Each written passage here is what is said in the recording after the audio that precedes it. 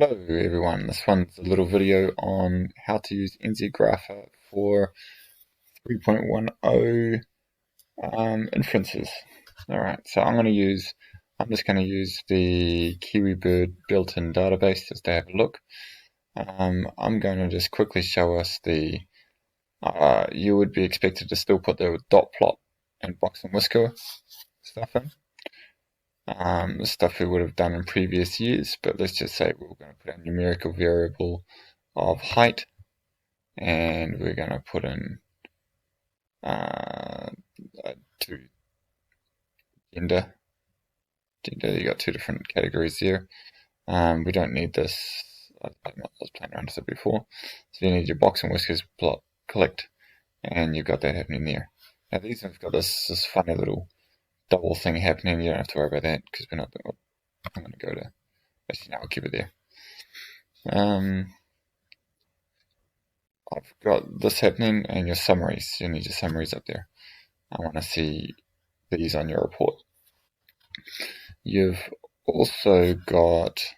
You might also see things like species. If you've got something like species, you've got to be careful because you've got three variables. You can only have two variables for this topic. If you've got three variables, you're going to have to simplify it down.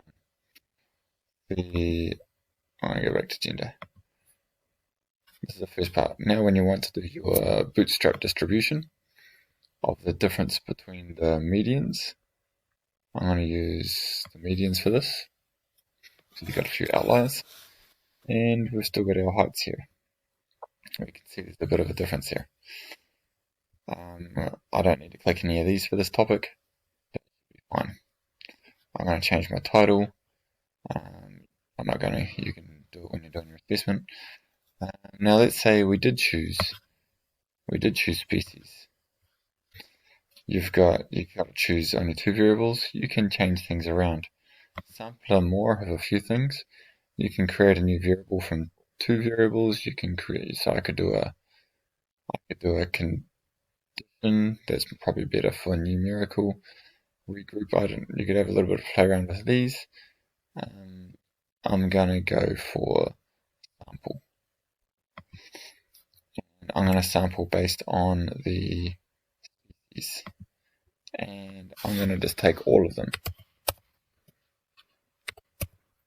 I have all of two different types.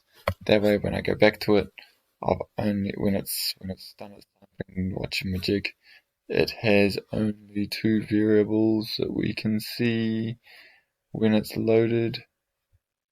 Go internet. Go there. So now I've got two variables. So the key there, and I can't see much difference between these two variables with their heights. There is a 0.15 probably centimeter difference in their heights in the sample, but in the population there's somewhere between the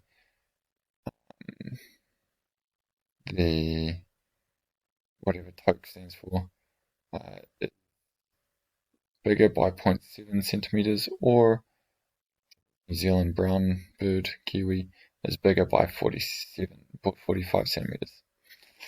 Hope that's helpful. You can do quite a few things. The person that made this must be a pretty smart fella. He's put quite a few functions in here for you guys to play around with if you'd like to do something different. If you want to go back to your original data, you just click on reset. You don't have to load it all back in again. But you do have to load all this stuff back in again. Something else that's a little bit interesting, which I should have shown you, is if you do your bootstrapping interval, I'm going to go for weight this time, and gender, you'll see that if I've got these numbers here, if I click update graph, so let's just read one of these numbers, 0.716, if I update the graph,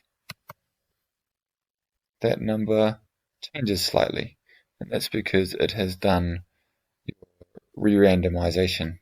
Like we discussed this in class. I'm not going to discuss it in this video, but because you've done the re-randomization, you're going to have a different value anytime you update your graph, only slightly different. But that might give you a bit more of an idea of what's happening for your sample variation. Alright, hope that's helpful. If there's any questions, just Google them.